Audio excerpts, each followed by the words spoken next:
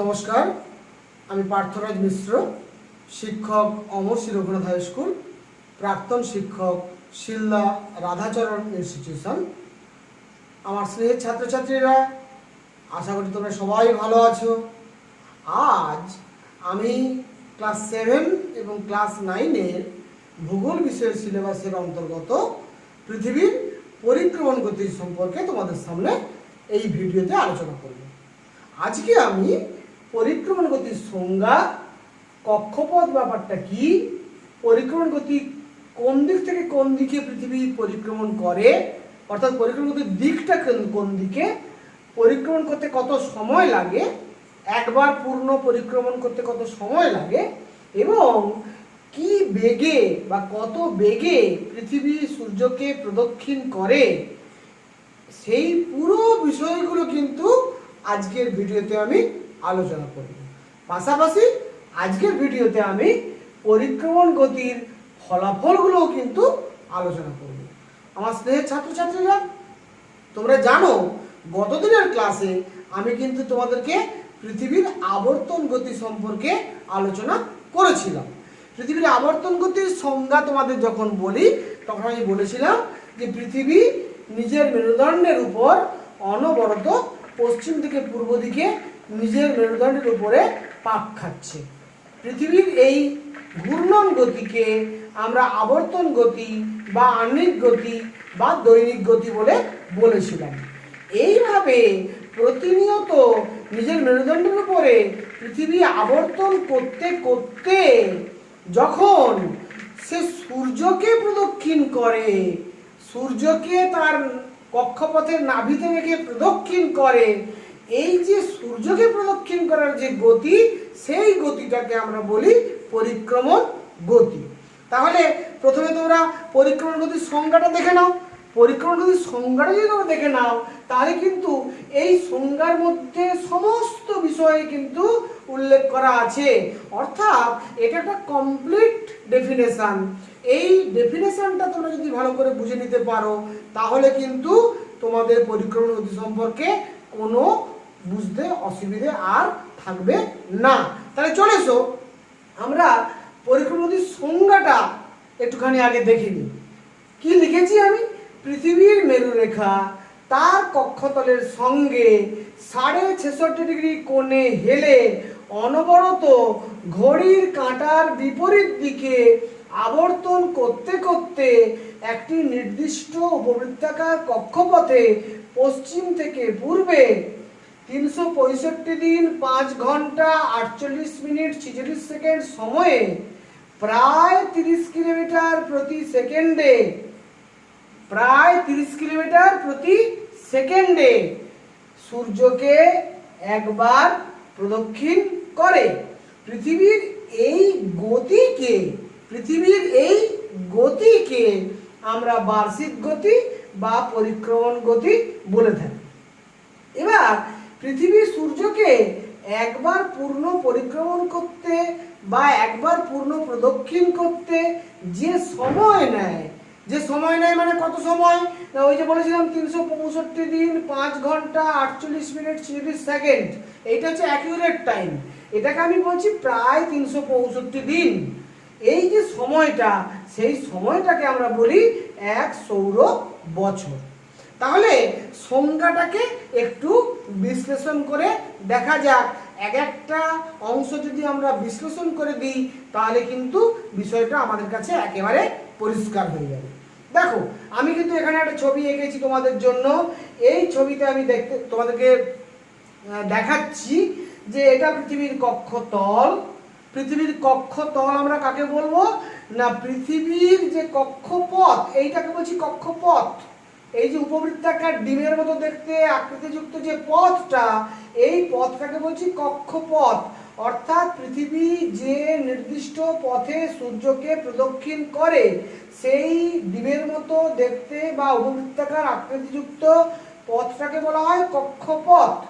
এই কক্ষপথটা যে তলে অবস্থিত তাকে বলা হয় কক্ষতল। তাহলে এইটা হচ্ছে পৃথিবীর কক্ষতল।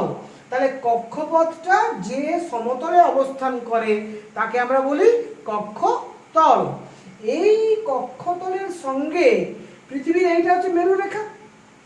আমরা দেখিয়েছিলাম তোমাদেরকে, এই যে গ্লোবে দেখিয়েছিলাম, এই আমার লাঠিটা যেটা হাতে দেখতে পাচ্ছ, এই লাঠিটা হচ্ছে মেরুরেখা বা মেরুদণ্ড। এই মেরুরেখাটা কিন্তু কক্ষতলের সঙ্গে দেখো হেলে আছে। যদি 90 ডিগ্রি করে থাকতো তাহলে এরকম থাকতো, এইটা হচ্ছে 90 ডিগ্রি। কক্ষতলের সঙ্গে যদি 90 ডিগ্রি কোণে বা লম্বভাবে অবস্থান করতো তাহলে থাকতো পৃথিবী এইরকম। কিন্তু এইরকম 90 ডিগ্রি কোণে পৃথিবী নেই। পৃথিবী কেমন করে আছে না, পৃথিবী একটু হেলে আছে। কিরকম হেলে আছে না, মেরুরেখাটা তার কক্ষতলের সঙ্গে 66.5 ডিগ্রি কোণে হেলে আছে। এই যে আমি তোমাদের গ্লোবটা দেখাচ্ছি, এই যে গ্লোবের ভেতর দিয়ে যে লাঠিটা দেখতে পাচ্ছ, এই লাঠিটা হচ্ছে অক্ষ বা মেরুরেখা বা মেরুদণ্ড। আর এই অক্ষটা তার কক্ষতলের সঙ্গে 66.5 ডিগ্রি কোণে হেলে আছে। আমি কিন্তু অ্যাকচুয়ালি এই ছবিটা তোমাদের সেটাই বোঝাতে চেয়েছি। তাহলে এইটা তার কক্ষতল, কক্ষপথটা যে তলে অবস্থিত পৃথিবীর তাকে আমরা কক্ষতল বলি। তাহলে পৃথিবীর কক্ষতলের সঙ্গে পৃথিবীর মেরুরেখাটা 66.5 ডিগ্রি কোণে হেলে অবস্থান করছে। যদি 90 ডিগ্রি থাকতো তাহলে সোজাসুজি থাকতো, হেলে আছে বলে আমরা ওটাকে 66.5 ডিগ্রি বলে বলছি।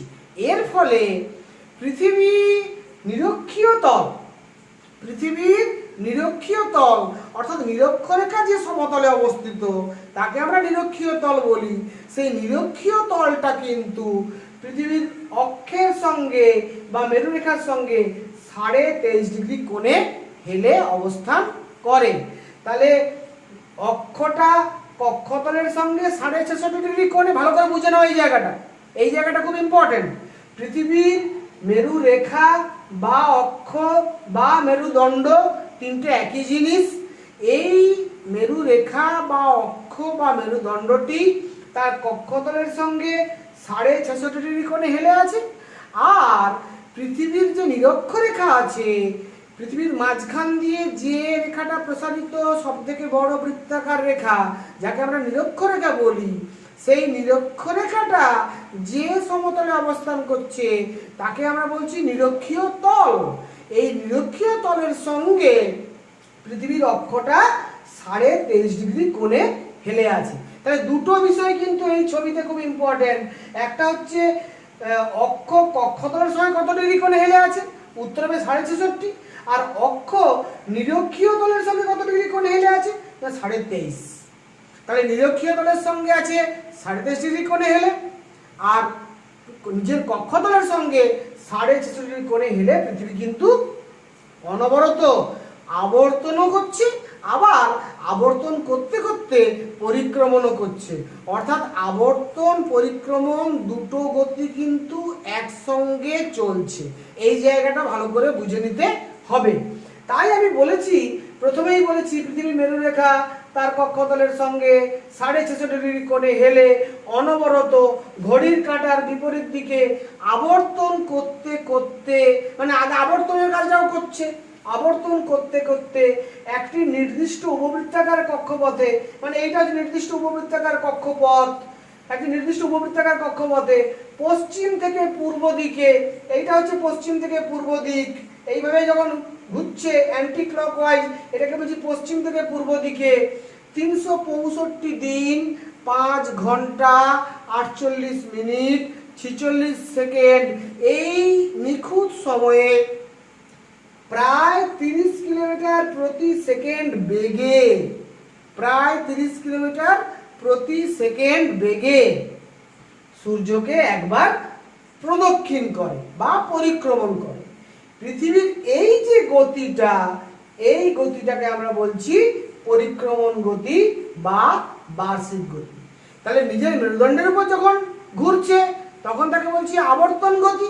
আবার যখন সূর্যকে তার উপবৃত্তাকার কক্ষপথের নাভিতে রেখে, সূর্যকে তার উপবৃত্তাকার কক্ষপথের নাভিতে রেখে যখন সে পশ্চিম থেকে পূর্ব দিকে নির্দিষ্ট কক্ষপথে পরিক্রমণ করছে তখন তাকে আমরা বলছি বার্ষিক গতি। আর একবার পূর্ণ পরিক্রমণ করতে পৃথিবীর সময় লাগে এই যে 365 দিন 5 ঘন্টা 48 মিনিট 30 সেকেন্ড, এটাকে আমরা প্রায় 365 দিন ধরে নিয়ে এই সময়টাকে আমরা বলছি এক সৌর বছর। তাহলে সময়টাকে বলছি সৌর বছর আর গতিটাকে বলছি বার্ষিক গতি। নিশ্চিতভাবে তোমাদের আর বুঝতে অসুবিধা থাকার কথা নয়। এবারে দেখো একটা ইন্টারেস্টিং তথ্য তোমাদের জন্য দিয়েছি আমি। পৃথিবী একদিনে পৃথিবী কিন্তু আবর্তন করতে করতে প্রায় 26 লক্ষ কিলোমিটার পথ অতিক্রম করে। মানে তার যে কক্ষপথ, এই কক্ষপথের যে মোট দূরত্ব সেটা হচ্ছে 96 কোটি কিলোমিটার। 96 কোটি কিলোমিটার, মানে এই রাস্তাটা হচ্ছে 96 কোটি কিলোমিটার। বুঝতে পারছো ব্যাপারটা? যেটাকে আমরা কক্ষপথ বলছি, এই পথের দৈর্ঘ্য হচ্ছে 96 কোটি কিলোমিটার। এই 96 কোটি কিলোমিটার পথ অতিক্রম করতে সময় নিচ্ছে প্রায় 365 দিন, যাকে আমরা নিখুঁতভাবে বলছি 365 দিন 5 ঘন্টা 48 মিনিট 46 সেকেন্ড। ফলে প্রত্যেক দিন পৃথিবী কিন্তু আবর্তন করার পাশাপাশি প্রায় তার কক্ষপথে 26 লক্ষ কিলোমিটার পথ অতিক্রম করে। একবার একটু কল্পনা করে দেখো কিভাবে 26 লক্ষ কিলোমিটার পথ অতিক্রম করছে। না, এই যে বললাম যে পরিক্রমণ বেগ হচ্ছে 30 কিলোমিটার পার সেকেন্ড, প্রায় অ্যাকুরেটলি বললে 29.79 কিলোমিটার প্রতি সেকেন্ডে। ওটাকে আমি 29.79 কিলোমিটার প্রতি সেকেন্ডকে আমি বলছি প্রায় 30 কিলোমিটার পার সেকেন্ড। তাহলে 30 কিলোমিটার যদি পার সেকেন্ড হয় তাহলে পার মিনিট কত হবে বলো দেখি? 30 কিলোমিটার যদি পার সেকেন্ডে তার গতিবেগ হয়, পরিক্রমণ বেগ হয়, তাহলে পার মিনিটে কত হবে? 30 × 60, এইটা করলে হবে পার মিনিট। তাহলে 30কে 60 দিয়ে গুণ করলে কত হয়? 6 × 3 = 18, মানে হচ্ছে 1800 কিলোমিটার প্রতি মিনিটে। তাহলে 1800 কিলোমিটার যদি প্রতি মিনিটে হয় তাহলে 24 ঘন্টায় এইভাবে হিসাব করলে আমরা 26 লক্ষ কিলোমিটার পথ অতিক্রম করতে দেখব। এবং এই যে পার মিনিট যেটা 1800 কিলোমিটার, ওটা যদি ঘন্টায় রূপান্তরিত করলে কি হবে? তাহলে আবার 1800কে 60 দিয়ে গুণ করতে হবে। 1800কে 60 দিয়ে গুণ করলে কত হবে? 18 × 6 = 108, অর্থাৎ প্রায় 1,08,000 কিলোমিটার প্রতি ঘন্টা। 1,08,000 কিলোমিটার প্রতি ঘন্টায় পৃথিবী আবর্তন করার পাশাপাশি সূর্যকে প্রদক্ষিণ করছে। কল্পনা করে দেখো গতিবেগটা কি মারাত্মক। কিন্তু ইন্টারেস্টিং জিনিস এটাই যে আমরা আবর্তন গতিও উপলব্ধি করতে পারছি না, পরিক্রমণ গতিও উপলব্ধি করতে পারছি না। কিন্তু পরিক্রমণ গতি যে আছে সেটা কিন্তু আমরা প্রমাণ পাচ্ছি। কিভাবে প্রমাণ পাচ্ছি? না, দিন রাত্রে হ্রাস বৃদ্ধি হচ্ছে, ঋতু পরিবর্তন হচ্ছে, এই ঘটনাগুলো দেখে আমরা পরিষ্কারভাবে বুঝতে পারছি পৃথিবীর বার্ষিক গতি বা পরিক্রমণ গতি আছে। তাহলে কিন্তু আবর্তন গতি এবং পরিক্রমণ গতি দুটো পাশাপাশি চলে। তাহলে সংজ্ঞাটা নিশ্চয়ই তোমাদের কাছে ক্লিয়ার হয়ে গেছে। নেক্সট পয়েন্ট হচ্ছে কক্ষপথ। আমি কক্ষপথের সংজ্ঞা একটু আগে বলেছি যে পৃথিবীর যে নির্দিষ্ট পথে সূর্যকে প্রদক্ষিণ করে উপবৃত্তাকার পথে, তাকে বলছি আমরা কক্ষপথ। এই কক্ষপথের আকৃতিটা কেমন বললাম? না, উপবৃত্তাকার, ডিম্বাকৃতি। উপবৃত্তাকার বা ডিম্বাকৃতি। এই কক্ষপথের কোন জায়গায় সূর্য অবস্থান করে? না, এই কক্ষপথের নাভিতে সূর্য অবস্থান করে। এটা কিন্তু বৃত্তের যেমন কেন্দ্র হয় তেমন উপবৃত্তের কেন্দ্র বলা হয় না, ওটাকে বলা হয় নাভি। উপবৃত্তের নাভিতে বা ফোকাসে সূর্য অবস্থান করে। তাহলে কক্ষপথ হচ্ছে এইটা। কক্ষপথটা দেখতে ডিম্বাকার আর কক্ষপথের নাভিতে সূর্য অবস্থান করে। আর কক্ষপথে যখন সে যাচ্ছে কত কিলোমিটার যাচ্ছে? না, পথটার পরিমাণ হচ্ছে 96 কোটি কিলোমিটার। অর্থাৎ আমি এখানে তোমাদের লিখে দিয়েছি, দেখো, উপবৃত্তাকার কক্ষপথে পশ্চিম থেকে পূর্বে প্রায় 96 কোটি কিলোমিটার পথ পরিক্রমণ করে প্রায় 30 কিলোমিটার প্রতি সেকেন্ড সময়ে। 365 দিন 5 ঘন্টা 48 মিনিট 46 সেকেন্ড সময়ে। অর্থাৎ যদি প্রশ্ন করা হয় পৃথিবীর পরিক্রমণ বেগ কত, উত্তর হবে 30 কিলোমিটার পার সেকেন্ড। যদি বলা হয় পৃথিবীর পরিক্রমণ বেগ প্রতি ঘন্টায় কত, তাহলে উত্তর হবে 1,08,000 কিলোমিটার প্রতি ঘন্টায়। যদি বলা হয় পৃথিবী একবার পূর্ণ পরিক্রমণ করতে কত সময় নেয়, তাহলে উত্তর হবে 365 দিন 5 ঘন্টা 48 মিনিট 46 সেকেন্ড। যদি প্রশ্ন করা হয় পৃথিবীর কক্ষপথের আকৃতি কেমন, উত্তর হবে উপবৃত্তাকার। যদি বলা হয় পৃথিবীর উপবৃত্তাকার কক্ষপথের মোট দৈর্ঘ্য কত, তাহলে উত্তর হবে 96 কোটি কিলোমিটার। যদি প্রশ্ন করা হয় পৃথিবী কোন দিক থেকে কোন দিকে পরিক্রমণ করে, উত্তর হবে পশ্চিম থেকে পূর্ব দিকে। যদি প্রশ্ন করে পৃথিবী কোন দিক থেকে কোন দিকে আবর্তন করে, উত্তর হবে সেটাও পশ্চিম থেকে পূর্ব দিকে বা বামাবর্তে বা ঘড়ির কাঁটার বিপরীত দিকে। ফলে এখান থেকে কিন্তু অনেকগুলো প্রশ্নের সুযোগ আছে। আবার প্রশ্ন করা হতে পারে পৃথিবীর কক্ষতল, পৃথিবীর মেরুরেখা তার কক্ষতলের সঙ্গে কত ডিগ্রি কোণে হেলে অবস্থান করে, উত্তর হবে 66.5 ডিগ্রি কোণে। যদি প্রশ্ন করা হয় পৃথিবীর মেরুরেখা নিরক্ষীয় তলের সঙ্গে কত ডিগ্রি কোণে অবস্থান করে, উত্তর হবে 23.5 ডিগ্রি কোণে। ফলে এখান থেকে বহু শর্ট প্রশ্ন হওয়ার সুযোগ আছে। তাই আমি সংজ্ঞাটা তোমাদের এমনভাবে লিখে দিয়েছি, এই সংজ্ঞার মধ্যেই সমস্ত তথ্য কিন্তু দেওয়া আছে। অর্থাৎ এটা একটা কমপ্লিট সংজ্ঞা। তাহলে কক্ষপথ ব্যাপারটা বোঝা গেল। এবার দিকটা তো আমি আগেই বললাম যে পশ্চিম থেকে পূর্ব দিক, মানে অ্যান্টি ক্লকওয়াইজ, ঘড়ির কাঁটার বিপরীত দিকে। দিক নিয়ে কোনো সমস্যা নেই। সময়টা কত বললাম, 365 দিন 5 ঘন্টা 48 মিনিট 46 সেকেন্ড সময়। এই সময়টাকে আমরা বললাম 1 সৌর বছর।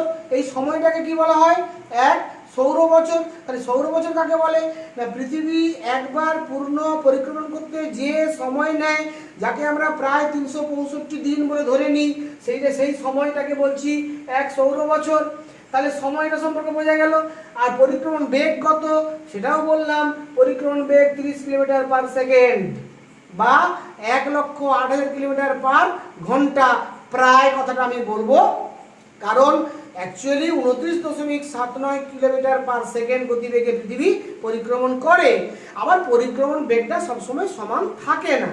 যখন পৃথিবী সূর্যের একটু কাছে চলে আসে, অর্থাৎ যখন আমরা যেটাকে আমরা বলি অনুসুর অবস্থান, তখন কিন্তু পরিক্রমণ বেগ বেড়ে যায়। আবার যখন দূরে চলে যায়, তখন কিন্তু সূর্যের আকর্ষণ বল কমে যাওয়ার কারণে পরিক্রমণ বেগ কিছুটা কমে যায়। ফলে পরিক্রমণ বেগ কিন্তু সবসময় সমান থাকে না। তাই আমি এটাকে গড় বলছি 30 কিলোমিটার পার সেকেন্ডে, এবং এটা হচ্ছে গড় পরিক্রমণ বেগ। বোঝা গেছে ব্যাপারটা? তাহলে নিশ্চিতভাবে এখান থেকে তোমাদের আর কোনো মনে প্রশ্ন থাকার কথা নয়। এবারে আমি চলে আসব তোমাদের জন্য, সেটা হচ্ছে পরিক্রমণ গতির উল্লেখযোগ্য ফলাফলগুলো কি কি। এই উল্লেখযোগ্য ফলাফলগুলো যদি বুঝতে হয়, তাহলে কিন্তু তোমাদেরকে এই পয়েন্টগুলো একটু দেখে নিতে হবে। পৃথিবীর পরিক্রমণ গতির উল্লেখযোগ্য ফলাফলগুলো কি কি। এইটা হচ্ছে প্রথম ফলাফল হচ্ছে অধিবর্ষ সৃষ্টি হয়। অধিবর্ষ ব্যাপারটাকে আমি একটু পরে ব্যাখ্যা করছি। অপসুর এবং অনুসুর দুটো অবস্থান আমরা দেখতে পাই। একটা সর্বোচ্চ অবস্থান, একটা সব থেকে সর্বোচ্চ বলবো না, সর্বোচ্চটা আপনারা ব্যবহার করলে একটু ভুল ব্যাখ্যা হয়ে যাবে। ওটাকে সর্বোচ্চ না বলে ওটাকে আমরা কি বলবো, সব থেকে দূরবর্তী অবস্থান আর সব থেকে নিকটবর্তী অবস্থান কক্ষপথে, এইটাকে বলছি অপসুর এবং অনুসুর অবস্থান। আরেকটা যেটা হয় সূর্যের আপাত বার্ষিক গতি, মানে সূর্যের কিন্তু এই গতিটা আসল গতি নয়, এটা নকল গতি। আমরা সূর্যকে কিন্তু বছরের নির্দিষ্ট সময়ে কখনো কখনো উত্তর দিকে কখনো কখনো দক্ষিণ দিকে যেতে যে দেখি। পূর্ব আকাশে যখন উদিত হচ্ছে, কখনো উত্তর দিকে সরে উদিত হচ্ছে, আবার কখনো দক্ষিণ দিকে সরে উদিত হচ্ছে। এই যে উত্তর দিকে এবং দক্ষিণ দিকে সরে উদিত হচ্ছে, আমরা যে দেখি এই ব্যাপারটা, এইটাকে বলছি আমরা সূর্যের আপাত বার্ষিক গতি বা রবি মার্গ একে বলা হয়। নেক্সট, এই রবি মার্গের কারণেই আমরা সূর্যের উত্তরায়ণ এবং দক্ষিণায়ন দেখতে পাই। সূর্যের যে উত্তরায়ণ ঘটে বা দক্ষিণায়ন ঘটে, এটাও কিন্তু রবি মার্গের জন্য আমরা দেখতে পাই। সেই সঙ্গে মেরু অঞ্চলে আকাশে আমরা রাত্রেবেলাও সূর্যের অবস্থান লক্ষ্য করি, যদিও দিগন্ত রেখার কাছে, এই সূর্যকে দেখতে পাই। আমাদের রাত্রেবেলা আমাদের এলাকায় সূর্য দেখা যায় না, কিন্তু মেরু অঞ্চলে রাত্রেবেলা আকাশে সূর্য দেখা যায়। এইটাকে বলা হচ্ছে নিশীথ সূর্য। পাশাপাশি মেরুর যদি সৃষ্টি হয়, সেই সঙ্গে সবথেকে গুরুত্বপূর্ণ ফলাফল দিন রাত্রির হ্রাস বৃদ্ধি এবং ঋতু পরিবর্তন। আজকের ক্লাসে আমি কিন্তু দিন রাত্রির হ্রাস বৃদ্ধি এবং ঋতু পরিবর্তন এটা বিস্তৃতভাবে ব্যাখ্যা করব না, ভিডিওটা নাহলে খুব বড় হয়ে যাবে। আর দিন রাত্রির হ্রাস বৃদ্ধি এবং ঋতু পরিবর্তন আমি নেক্সট ক্লাসে আলোচনা করব। আজকে কিন্তু এই যে অধিবর্ষ, অপসূর, অনুসূর, এই যে বাকি পয়েন্টগুলো তোমাদের জন্য আলোচনা করে দেব। তবে এগুলো বুঝতে গেলে আমাদের ছবি প্রয়োজন হবে, সেই জন্য ছবি আঁকার স্বার্থে আমি এই ছবিগুলো তোমাদের মুছে আবার নতুন করে ছবি এঁকে ব্যাপারটা বুঝিয়ে দিচ্ছি। প্রথম পয়েন্ট, অধিবর্ষ। একে আমরা ইংরেজিতে বলি লিপ ইয়ার। এই অধিবর্ষ ব্যাপারটা কি একটুখানি ভালো করে খেয়াল করে দেখো, তোমরা খেয়াল করলেই বুঝতে পারবে যে পৃথিবী সূর্যকে একবার প্রদক্ষিণ করতে আমি বলেছি 365 দিন 5 ঘন্টা 48 মিনিট 46 সেকেন্ড সময় নেয়। এটা কিন্তু অ্যাকুরেট টাইম। কিন্তু আমরা সৌর বছর বলছি কত দিনে? 365 দিনে। তাহলে এক বছর আমরা ধরছি 365 দিনে, এটাকে আমরা এক বছর বলছি বা এক সৌর বছর বলছি। তাহলে প্রত্যেক বছর 5 ঘন্টা 48 মিনিট 46 সেকেন্ড এই যে সময়টা, এই সময়টা উদ্বৃত্ত থেকে যাচ্ছে, ওটা আমরা হিসেবে ধরছি না। তার ফলে কি ঘটবে না, আমরা এই পৃথিবীর বাস্তব পরিক্রমণের সঙ্গে আমাদের দৈনন্দিন জীবনের ক্যালেন্ডারকে মেলানোর জন্য আমরা প্রতি 4 বছর অন্তর আমরা কি করি? প্রতি 4 বছর অন্তর এই টাইমটাকে অ্যাডজাস্ট করি। টাইমটাকে কিভাবে অ্যাডজাস্ট করি না, এই 5 ঘন্টা 48 মিনিট 46 সেকেন্ড এই যে সময়টা, এই সময়টা যেহেতু আমি হিসেব করছিলাম না, প্রতি 4 বছরে আমি ওটাকে 5 ঘন্টা 48 মিনিট 46 সেকেন্ড মানে ওটাকে প্রায় 6 ঘন্টা ধরে নিচ্ছি। কত ধরছি? 6 ঘন্টা ধরে নিচ্ছি। তাহলে 6 ঘন্টা মানে 4 বছরে কত ঘন্টা উদ্বৃত্ত হলো? তাহলে 4 বছরে হলো 6 4 24 ঘন্টা। 24 ঘন্টা মানে কি? একদিন। তাহলে প্রতি 4 বছর অন্তর আমরা বছরের ক্যালেন্ডারে একদিন সময় বাড়িয়ে দিয়ে সময়টাকে অ্যাডজাস্ট করি। এই যে প্রতি 4 বছর অন্তর পৃথিবীর বাস্তব পরিক্রমণের সময়ের সঙ্গে আমাদের ক্যালেন্ডারের সময়কে মেলানোর জন্য আমরা ক্যালেন্ডারে একদিন বছরকে বাড়িয়ে দিই, সেই বছরটাকে আমরা বলছি অধিবর্ষ বা লিপ ইয়ার। এতে কিন্তু আরেকটা সমস্যার সৃষ্টি হয়।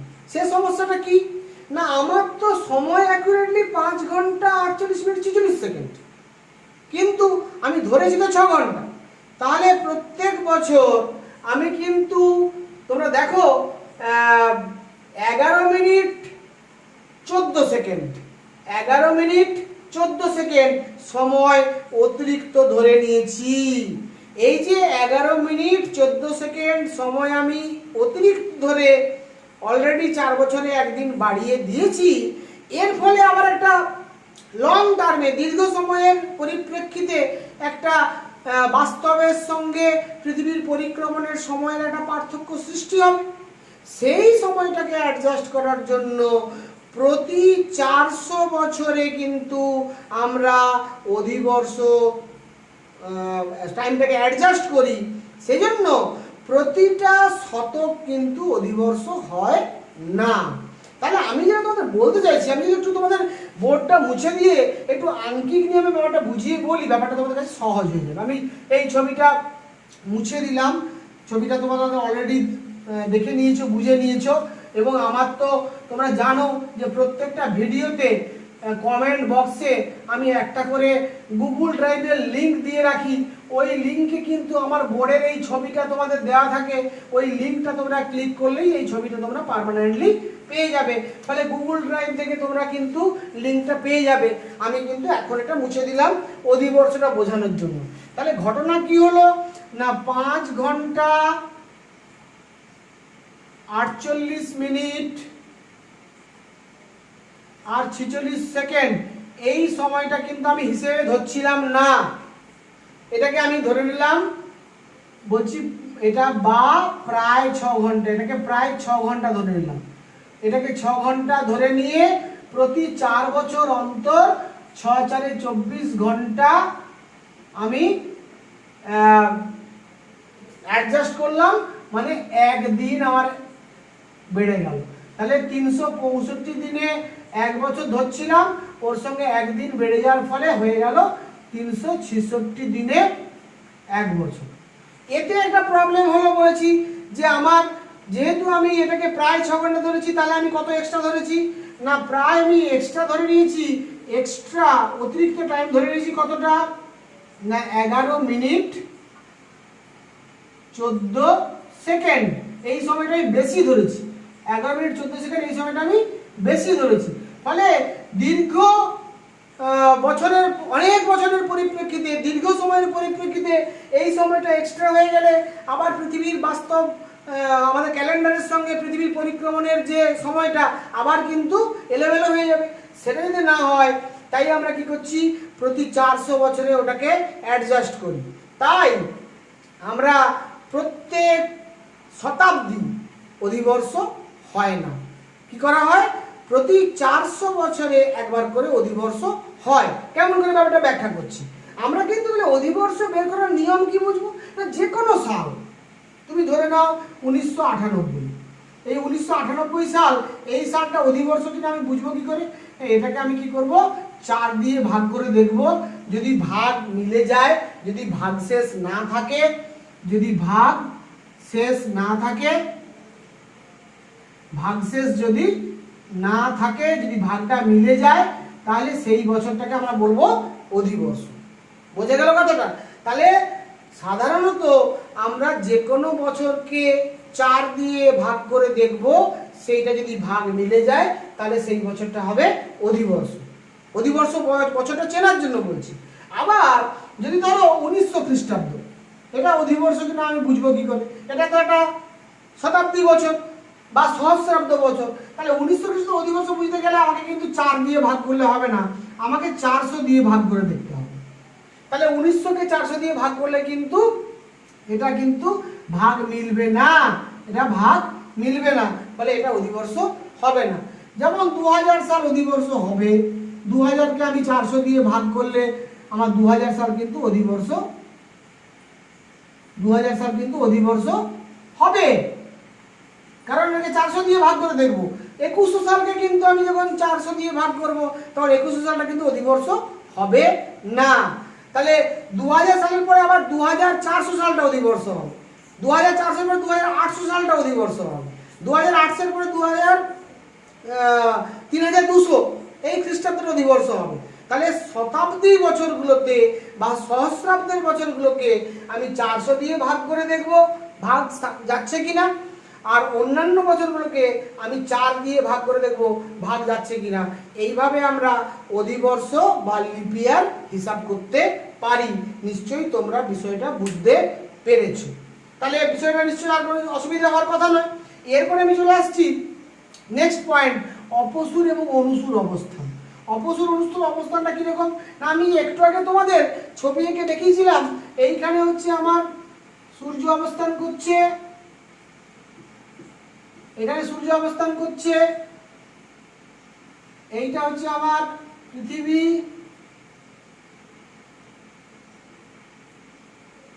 এটা হচ্ছে পৃথিবী। এবারে পৃথিবী কিন্তু এইভাবে পরিক্রমণ করছে, এইভাবে পৃথিবী পরিক্রমণ করছে, পশ্চিম থেকে পূর্ব দিকে পরিক্রমণ করছে। এই যে ডিস্টেন্সটা, এই ডিস্টেন্সটা হচ্ছে সবথেকে কম, এইটাকে আমরা বলছি অনুসূর অবস্থান। এটাকে আমরা কি বলছি, অনুসূর অবস্থান, এটাকে বলছি অনুসূর অবস্থান। অনুসূর অবস্থানের দূরত্ব কত থাকে সূর্য থেকে পৃথিবীর, দূরত্ব থাকে 14,70,00,000 কিমি। এইটা হচ্ছে পৃথিবী এই সময়ে সূর্যের সবথেকে কাছে অবস্থান করে। কোন ডেটে এটা হয়? এটা হয় 3রা জানুয়ারিতে। 3রা জানুয়ারিতে এটা হয়। আর এই ডিস্টেন্সটা হচ্ছে সবথেকে বেশি। এই ডিস্টেন্সটা হচ্ছে সবথেকে বেশি। এই ডিস্টেন্সটা সবথেকে বেশি হলে এটাকে আমরা কি বলবো? এটাকে আমরা বলবো, এই ডিস্টেন্সটাকে আমরা বলবো অপসূর অবস্থান। কি বলবো? অপসূর অবস্থান। এখানে ডিস্টেন্স কত না 15,20,00,000 কিমি। তাহলে পৃথিবীর সূর্য দূরত্ব সর্বাধিক। এটা হচ্ছে সর্বনিম্ন, এটা সর্বাধিক। এটা কোন ডেটে হয়? এইটা হয় 4ঠা জুলাই। তাহলে আমাদের কিন্তু এইটা বুঝতে হবে, পৃথিবীর মেরুরেখা, তাহলে অপসূর অনুসূর অবস্থানের সংজ্ঞা বা ছবি বললে ব্যাপারটা এরকম হবে। ঘটনাটা কি না বলতে হবে, পৃথিবীর মেরুরেখা তার কক্ষতলের সঙ্গে 66.5 কোণে হেলে অনবরত পশ্চিম থেকে পূর্ব দিকে আবর্তন করতে করতে পৃথিবী যখন সূর্যকে উপবৃত্তাকার কক্ষপথে পশ্চিম থেকে পূর্ব দিকে প্রদক্ষিণ করে, তখন উপবৃত্তাকার কক্ষপথের নাভিতে সূর্য অবস্থান করার জন্য, উপবৃত্তাকার কক্ষপথের নাভিতে সূর্য অবস্থান করার জন্য সারা বছর পৃথিবী থেকে সূর্যের দূরত্ব সমান থাকে না। কারণটা হচ্ছে এইটা যে কক্ষপথের আকৃতি উপবৃত্তাকার, তাই সূর্য থেকে পৃথিবীর দূরত্ব সবসময় সমান থাকে না, কখনো বাড়ে কখনো কমে। যখন এই কক্ষপথের যে সময়ে বা যে অবস্থানে সূর্য থেকে পৃথিবীর দূরত্ব সর্বনিম্ন হয়, সেই অবস্থানটির নাম হচ্ছে অনুসূর অবস্থান। এবং সেই সময় দূরত্ব থাকে সূর্য থেকে 14,70,00,000 কিলোমিটার, এবং এটা হয় 3রা জানুয়ারি তারিখে। আবার যখন পৃথিবী থেকে সূর্যের দূরত্ব সর্বাধিক হয়, যেটা হয় 4ঠা জুলাই তারিখে, তখন ডিস্টেন্স হয় 15,20,00,000 কিলোমিটার। এই অবস্থানটাকে আমরা বলছি অপসূর অবস্থান। তাহলে অ্যাকচুয়ালি কিন্তু এই যে অপসূর অবস্থান এবং অনুসূর অবস্থান, এই যে ঘটনাটা ঘটে বা দুটো অবস্থান আমরা দেখতে পাচ্ছি, সর্বনিম্ন দূরত্ব, সর্বোচ্চ দূরত্ব, সর্বনিম্ন দূরত্ব, সর্বোচ্চ দূরত্ব, এই ঘটনাটা কিন্তু আসলে পরিক্রমণ গতির জন্যই ঘটছে। বুঝতে পারছো? তাহলে পরীক্ষাতে প্রায়শই প্রশ্ন পড়ে, অপসূর কাকে বলে, অনুসূর কাকে বলে, কোন তারিখে অনুসূর অবস্থান হয়, কোন তারিখে অপসূর অবস্থান হয়, অনুসূর অবস্থানের ডিস্টেন্স কত থাকে সূর্য থেকে পৃথিবীর, অপসূর অবস্থানের ডিস্টেন্স কত থাকে সূর্য থেকে পৃথিবীর, কেন সারা বছর সমান ডিস্টেন্স থাকে না, এরকম বিভিন্ন প্রশ্ন এখান থেকে আসতে পারে। তোমরা নিশ্চয়ই বিষয়টা অনুধাবন করতে পেরেছো। তাহলে এটা আর কিছুই নয়, এটা হচ্ছে উপবৃত্তাকার কক্ষপথে পৃথিবী প্রদক্ষিণ করার জন্য এবং সূর্য সেই উপবৃত্তাকার কক্ষপথের নাভিতে অবস্থান করার জন্য পৃথিবী থেকে সূর্যের দূরত্ব সবসময় সমান থাকে না। এই কথাটা কিন্তু প্রথমে বলে নিতে হবে। যখন সব থেকে কাছে থাকে 3রা জানুয়ারি তারিখে, তার নাম অনুসূর অবস্থান। যখন সব থেকে দূরে চলে যায় 4ঠা জুলাই তারিখে, তখন তাকে বলা হয় অপসূর অবস্থান। অনুসূর অবস্থানের দূরত্ব হয় 14,70,00,000 কিলোমিটার, অপসূর অবস্থানের দূরত্ব হয় 15,20,00,000 কিলোমিটার। এইটা হচ্ছে আমার সর্বনিম্ন এবং সবচেয়ে বেশি দূরত্ব আমরা কক্ষপথের মধ্যে বলতে পারি। তাহলে পৃথিবী থেকে সূর্যের গড় দূরত্ব কত হবে? আমরা এখান থেকে খুব সহজেই অঙ্ক কোশ্চেন করে ফেলতে পারবো। পৃথিবী থেকে সূর্যের গড় দূরত্ব হবে 15,20,00,000 কিলোমিটার যুক্ত 14,70,00,000 kilometre divided by 2, 15,20,00,000 kilometre plus 14,70,00,000 kilometre divided by 2। তাহলে গড় দূরত্বটা হবে, এই গড় দূরত্ব হবে, গড় দূরত্ব কত হবে? এটা হবে 14,95,00,000 কিলোমিটার। এটা আমি লিখলাম 14.95 কোটি কিলোমিটার। তাহলে তোমাদের বুঝতে পেরে গেলে এইটা হচ্ছে পৃথিবী থেকে সূর্যের গড় দূরত্ব। এটাকেই আমরা বলি প্রায় 15 কোটি কিলোমিটার। এটাকে আমরা বলি প্রায় 15 কোটি কিলোমিটার, অ্যাকুরেটলি 14,95,00,000 কিলোমিটার। এটা পৃথিবী থেকে সূর্যের গড় দূরত্ব। তাহলে অপসূর অনুসূর অবস্থানটা কি নিশ্চয়ই তোমরা বুঝতে পারলে। এবারে আসছি সূর্যের আপাত বার্ষিক গতি বা রবি মার্গ ব্যাপারটা কি। এখানে আমি আবার ছবিটা মুছে দিচ্ছি আপাত বার্ষিক গতিটা বোঝানোর জন্য। আপাত বার্ষিক গতিটা বোঝার জন্য তুমি যদি প্রত্যেক দিন সকালবেলা ঘুম থেকে উঠে পূর্ব আকাশের দিকে তাকাও, টানা 1 বছর ধরে তুমি যদি বিষয়টাকে লক্ষ্য করো, অবজার্ভ করো, পর্যবেক্ষণ করো, ভালো করে নজর রাখো, পূর্ব আকাশে যখন সূর্য উদিত হচ্ছে দেখবে বছরের মধ্যে 6 মাস সূর্য পূর্ব আকাশে একটু উত্তর দিকে সরে সরে উদিত হচ্ছে, আবার বছরের মধ্যে 6 মাস সূর্য কিন্তু পূর্ব আকাশে একটু দক্ষিণ দিকে সরে সরে উদিত হচ্ছে। তাহলে সূর্য কিন্তু সারা বছর কিন্তু একদম নির্দিষ্ট জায়গায় পূর্ব আকাশে উদিত হয় না। পূর্ব আকাশে 6 মাস উত্তর দিকে সরে সরে উদিত হয়, পূর্ব আকাশেই উত্তর দিকে সরে যায়, আবার বাকি 6 মাস পূর্ব আকাশে দক্ষিণ দিকে সরে সরে উদিত হয়। এই যে সূর্যকে আমরা আপাতভাবে পূর্ব আকাশে উত্তর দিকে সরে বা দক্ষিণ দিকে সরে উদিত হতে এবং একইভাবে পশ্চিম আকাশে অস্ত যেতে দেখি, এটাকেই বলা হচ্ছে সূর্যের আপাত বার্ষিক গতি বা রবি মার্গ। আমরা এর আগে কিন্তু আপাত দৈনিক গতি পড়েছিলাম। আপাত দৈনিক গতির সময় কি বলেছিলাম আমি, না সূর্য এখানে সূর্য আছে, আমি বলেছিলাম এটা সূর্য, এইটা হচ্ছে আমার সকাল 6টা, সরি একটু আমার একটু ভুল হয়ে গেল বাবা, প্লিজ কিছু মনে করো না। এইটা আমার সূর্য সকাল 6টা, সকাল 6টা পূর্ব আকাশে উদিত হলো। এটা হচ্ছে সূর্য দুপুর 12টা, দুপুর 12টা মাথার উপরে এলো, আবার সন্ধ্যা 6টা, সন্ধ্যা 6টা, অর্থাৎ আমরা কিন্তু এইভাবে পূর্ব আকাশে উদিত হতে আর পশ্চিম আকাশে অস্ত যেতে দেখি। এইটাকে বলা হচ্ছে আপাত দৈনিক গতি। আমি আগের দিনের ক্লাসে বলেছিলাম কথাটা, আমি আরেকবার আজকে বলে দিলাম তোমাদের মনে করানোর জন্য। তাহলে এটা কিন্তু আপাত দৈনিক গতি, বোঝা গেল কথাটা। তাহলে পূর্ব আকাশে উদিত হলো, দুপুরবেলা মাথার উপরে এলো, আবার সন্ধ্যাবেলা পশ্চিম আকাশে অস্ত গেল। সূর্যকে এইভাবে যেতে দেখছি, সূর্য তো আসলে যায় না, অ্যাকচুয়ালি পৃথিবী পশ্চিম থেকে পূর্ব দিকে আবর্তন করে বলে সূর্যকে আমরা এইভাবে যেতে দেখি। এই গতিকে আমরা বলছি সূর্যের আপাত দৈনিক গতি। কার আপাত দৈনিক গতি? সূর্যের আপাত দৈনিক গতি। এবার বার্ষিক সূর্যের আপাত বার্ষিক গতি কোনটা? না, আপাত বার্ষিক গতিটা হচ্ছে, আমি তোমাদের যদি একটুখানি ছবি এঁকে বলি, তোমরা যদি দেখো, এইটা যদি ধরে নাও আমার উপবৃত্তাকার কক্ষপথটা যদি আমি এইভাবে আঁকি, এইটা যদি আমার নিরক্ষরেখা হয়, এটা যদি আমার কর্কটক্রান্তি রেখা হয়, এটা যদি আমার মকরক্রান্তি রেখা হয়, এইখানে সূর্য অবস্থান করছে নিরক্ষরেখায়, সূর্য অবস্থান করছে কর্কটক্রান্তি রেখায়, সূর্য অবস্থান করছে এইটা কর্কটক্রান্তি রেখায়, মকরক্রান্তি রেখায় সূর্য অবস্থান করছে। মানে সূর্য বছরের মধ্যে কোন সময় পৃথিবীর কোন অংশে লম্বভাবে কিরণ দিচ্ছে। আমরা যদি দেখি 21শে জুন, 21 জুন, 21শে জুন তারিখে সূর্য কিন্তু কর্কটক্রান্তি রেখার উপরে লম্বভাবে কিরণ দেয়। এরপর আসছি 21 মার্চ, 21শে মার্চ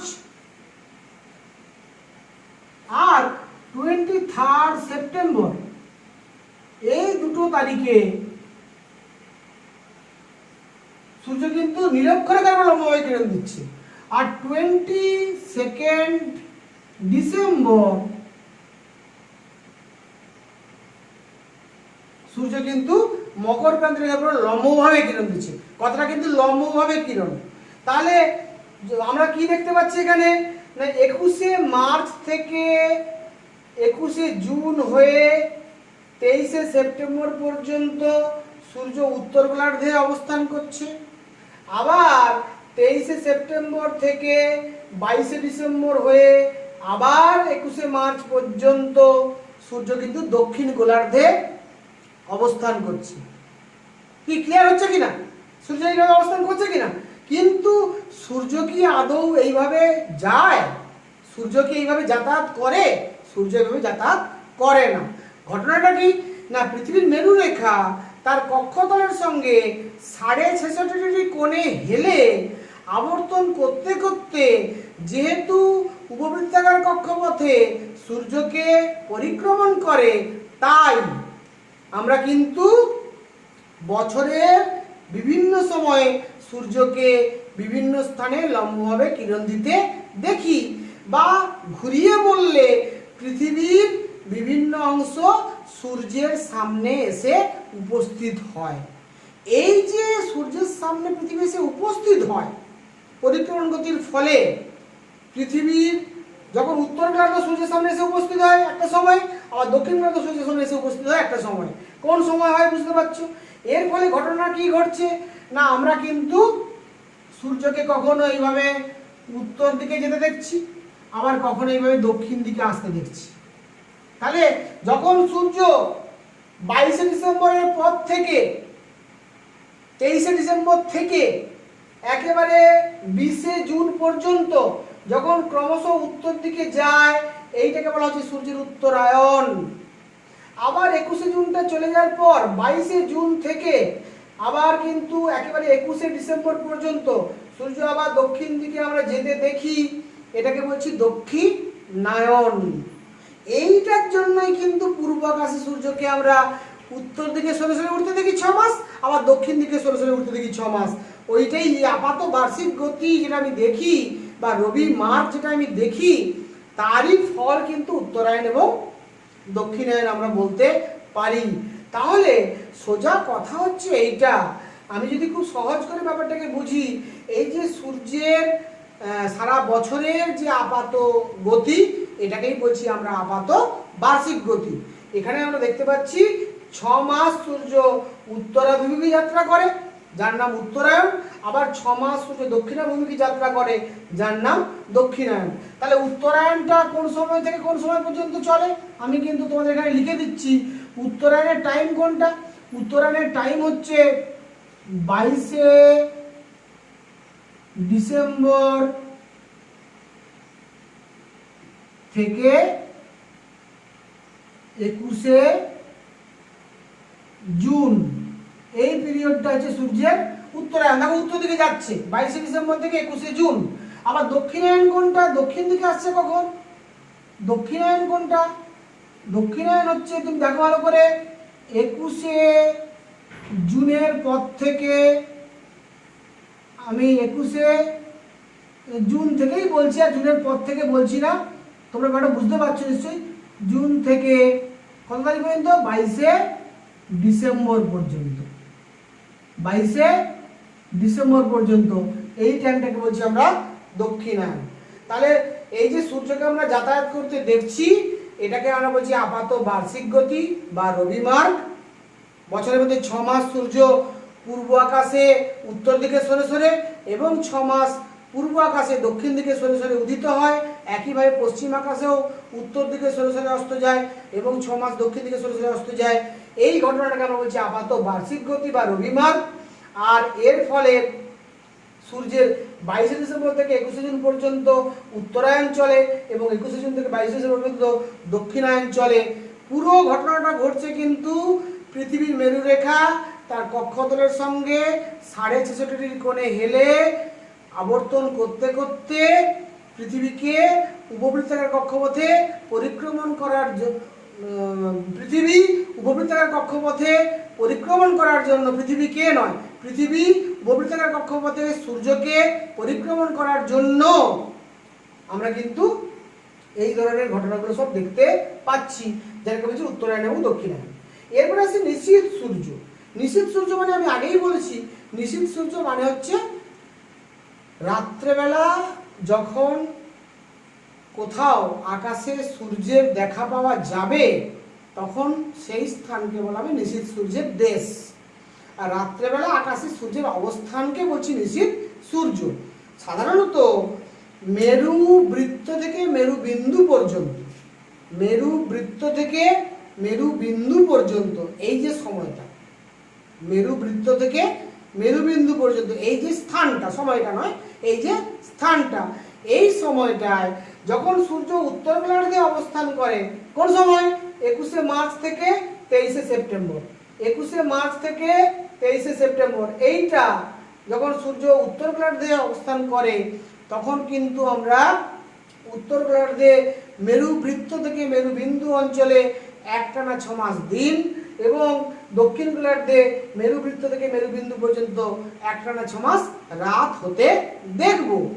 ফলে ওই সময় যখন একটানা 6 মাস রাত চলবে, যখন যে গোলার্ধে একটানা 6 মাস রাত চলবে সেটা উত্তর অঞ্চল গোলার্ধেই হোক আর দক্ষিণ গোলার্ধেই হোক, যখন একটানা 6 মাস রাত চলবে তখন তো আমাদের বুঝতেই পারছো যে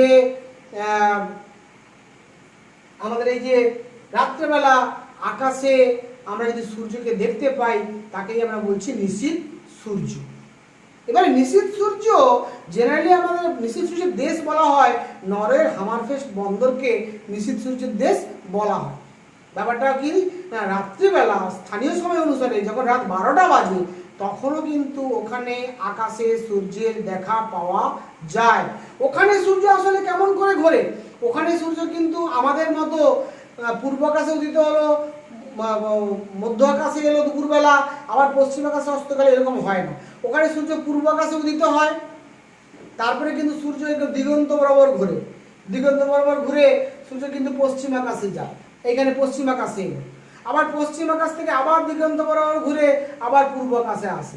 ফলে এই যে রাতের পিরিয়ডটা যখন আমাদের এখানে সূর্যকে আমরা দেখতে পাচ্ছি না, মেরু অঞ্চলে কিন্তু সূর্যকে দেখা যাবে। সূর্য কিন্তু দিগন্ত বরাবর ঘোরার জন্য, দিগন্ত বরাবর ঘোরার জন্য কিন্তু মেরু অঞ্চলে সূর্যকে আমরা রাত্রেবেলা আকাশে দেখতে পাবো। এই বিষয়টাকে আমরা বলছি নিশীথ সূর্য। বোঝা গেল কথাটা? আর মেরুজ্যোতি ব্যাপারটা কি? মেরুজ্যোতি হচ্ছে এই যে বললাম যে এই মেরুরেখা কক্ষতলের সঙ্গে 60° কোণে হেলে অবস্থান করার জন্য এবং পৃথিবী উপবৃত্তাকার কক্ষপথে সূর্যকে প্রদক্ষিণ করার জন্য আমরা বলেছি উত্তর গোলার্ধে একটানা 6 মাস দিন হয়, দক্ষিণ গোলার্ধে একটানা 6 মাস তখন রাত হয়, আবার দক্ষিণ গোলার্ধে যখন একটানা 6 মাস দিন হবে তখন উত্তর গোলার্ধে একটানা 6 মাস রাত হবে, ঠিক উল্টোটা ঘটবে। এইভাবে যখন যেখানে একটানা 6 মাস রাত চলে, যখন যেখানে একটানা 6 মাস রাত চলে, কখন কোথায় একটানা রাত চলবে এটা ভালো করে বুঝে নাও। যখন সূর্য উত্তর গোলার্ধে অবস্থান করবে 21শে মার্চ থেকে 23শে সেপ্টেম্বর, তখন এখানে একটানা 6 মাস দিন হবে, এখানে একটানা 6 মাস রাত হবে। তাহলে 21শে মার্চ থেকে 23শে সেপ্টেম্বর এই পিরিয়ডের মধ্যে দক্ষিণ গোলার্ধে কুমেরু অঞ্চলে আমরা একটানা 6 মাস রাত দেখতে পাবো। ওই সময় ওখানে কিন্তু রাত্রেবেলা আকাশে এক ধরনের বর্ণময় আলোর ছটা দেখা যায়। এই বর্ণময় আলোর ছটাকে আমরা বলবো কুমেরু প্রভা। আবার যখন 23শে সেপ্টেম্বরের পর থেকে 21শে মার্চ পর্যন্ত যখন সূর্য দক্ষিণ গোলার্ধে থাকবে তখন দক্ষিণ গোলার্ধের মেরু অঞ্চলে একটানা 6 মাস দিন হবে, উত্তর গোলার্ধের মেরু অঞ্চলে একটানা 6 মাস রাত হবে। অর্থাৎ 23শে সেপ্টেম্বর থেকে 21শে মার্চ এই পিরিয়ডের মধ্যে উত্তর গোলার্ধের মেরু বৃত্ত থেকে মেরুবিন্দু অঞ্চলে যখন একটানা 6 মাস রাত চলবে তখন উত্তর গোলার্ধেও কিন্তু যে বর্ণময় আলোর ছটা দেখা যাবে তাকে বলা হবে মেরু জ্যোতি এবং তার নাম হবে সুমেরু প্রভা। তাহলে সুমেরু বিন্দুতে যখন সুমেরু অঞ্চলে যখন দেখা যাবে তখন তার নাম সুমেরু প্রভা, আর কুমেরু অঞ্চলে যখন দেখা যাবে তখন তার নাম কুমেরু প্রভা। এবং এটা কেন সৃষ্টি হয়, প্রশ্ন আসবে যে কেন এটা সৃষ্টি হয় না, অ্যাকচুয়ালি একটানা 6 মাস যখন রাত চলে, যখন একটানা 6 মাস রাত চলে, যে অংশে একটানা 6 মাস রাত চলবে সেই সময় বায়ুমণ্ডলের আয়নোস্ফিয়ারে তড়িতাহিত অণুর চৌম্বক বিক্ষেপের ফলে, আমি আবারও বলছি, তড়িতাহিত অণুর চৌম্বক বিক্ষেপের ফলে বায়ুমণ্ডলের বায়ুর কণাতে ইলেকট্রনের পরিমাণ বেড়ে যায়। এই ইলেকট্রনের পরিমাণ বেড়ে যাওয়ার জন্য এক ধরনের আলোকরশ্মির সৃষ্টি হয়। সেই আলোকরশ্মিটা মেরু অঞ্চলের আমরা জানি বরফ জমে থাকে, সেই বরফের উপরে প্রতিফলিত হয়ে রামধনুর মতো বিভিন্ন প্রকার বর্ণময় ছটা সৃষ্টি করে।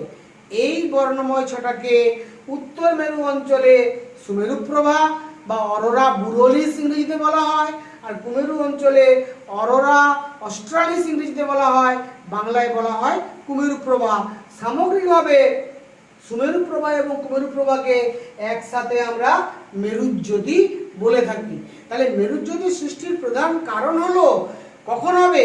যখন যে মেরু অঞ্চলে একটানা 6 মাস রাত চলবে, যখন যে মেরু অঞ্চলে একটানা 6 মাস রাত চলবে তখনই কিন্তু আমরা মেরুজ্যোতি দেখতে পাবো। এবং মনে রাখতে হবে এই মেরুজ্যোতি কিন্তু সৃষ্টি হচ্ছে আয়নোস্ফিয়ার, বায়ুমণ্ডলে যে আয়নোস্ফিয়ার আছে সেই আয়নোস্ফিয়ারের সমস্ত পদার্থগুলো আয়নিত অবস্থায় থাকে। এই আয়নমণ্ডল থেকে যে সমস্ত আয়নিত কণাগুলোর চৌম্বক বিক্ষেপের ফলে যে ইলেকট্রনের মাত্রা বেড়ে যায় বায়ুতে, সেই ইলেকট্রনের মাত্রা বাড়ার ফলে একটা আলোকরশ্মি সৃষ্টি হয়। সেই আলোকরশ্মিটা মেরু অঞ্চলের বরফের উপরে পড়ে যে রামধনুর মতো বর্ণময় সেটা সৃষ্টি করে তাকে আমরা বলছি মেরুজ্যোতি। উত্তর মেরুতে তাকে বলছি সুমেরু প্রভা, দক্ষিণ মেরুতে তাকে বলছি আমরা কুমেরু প্রভা। নিশ্চয়ই বিষয়টা তোমরা বুঝতে পেরেছো। তাহলে নিশীথ সূর্য মানে আমি আগেই বলেছি যে রাত্রেবেলা যদি আকাশে সূর্যের দেখা পাওয়া যায় তাকে নিশীথ সূর্য বলা হবে। কেন এটা হয় না আমি আগেই বলেছি, মেরু অঞ্চলে পৃথিবীর মেরুরেখা তার কক্ষতলের সঙ্গে 60° কোণে হেলে সূর্যকে প্রদক্ষিণ করার জন্য আমরা কিন্তু মেরু অঞ্চলে সূর্যকে দিগন্ত বরাবর ঘুরতে দেখি। সূর্যের আপাত গতিটা দিগন্ত বরাবর হয়। এই যে দিগন্ত বরাবর আপাত গতিটা আমরা দেখি তার ফলে রাত্রেবেলা স্থানীয় সময়েও আকাশে সূর্যের দেখা পাওয়া যায়। যেখানে যেখানে রাত্রেবেলা আকাশে সূর্যের দেখা পাওয়া যায় তাকেই আমরা বলছি নিশীথ সূর্য, এবং সেই স্থান বা সেই দেশটাকে বলছি নিশীথ সূর্যের দেশ। যেমন নরের হামারফেস্ট বন্দর, সেখানে কিন্তু রাত্রেবেলা যখন বন্দরে মাল ওঠানামা করে রাত্রি 12টা বাজে তখনও আকাশে সূর্য থাকে, তাই নরের হামারফেস্ট বন্দরকে নিশীথ সূর্যের দেশ বলা হয়। তাহলে আমার স্নেহের ছাত্ররা, আমার বিশ্বাস তোমরা কিন্তু পুরো বিষয়টা ভালোভাবে বুঝতে পেরেছো। তোমরা কিন্তু ভিডিওটা একটু বড় হয়ে গেল, কিন্তু মন দিয়ে ভিডিওটা দেখবে। যদি মন দিয়ে ভিডিওটা দেখো, আমার ছবিগুলো ভালো করে দেখো, এই যে সময়গুলো আমি তোমাদেরকে এখানে পড়ে উল্লেখ করেছি সময়গুলোর দিকে নজর দাও, তাহলে আমার বিশ্বাস কোনোটাই তোমাদের বুঝতে অসুবিধে থাকবে না। তাই ভিডিওটা পুরোটা ভালো করে দেখতে হবে, মন দিয়ে দেখতে হবে, প্রতিটা ছবিকে বুঝে নেওয়ার চেষ্টা করতে হবে। বইতে যে ছবিগুলো দেওয়া আছে সেই ছবিগুলোকে খাতায় অভ্যাস করতে হবে, আর বোর্ডের আমার লেখাগুলোকে খাতায় নোট ডাউন করে নিতে হবে। তাহলে পুরো বিষয়টা তোমাদের মাথায় ঢুকে যাবে। এবং আজকের ক্লাসে আর যে দুটো গুরুত্বপূর্ণ ফলাফল দিনরাত্রি হ্রাস বৃদ্ধি এবং ঋতু পরিবর্তন সেটা আমি আলোচনা করছি না, ভিডিও তাহলে আরও বড় হয়ে যাবে।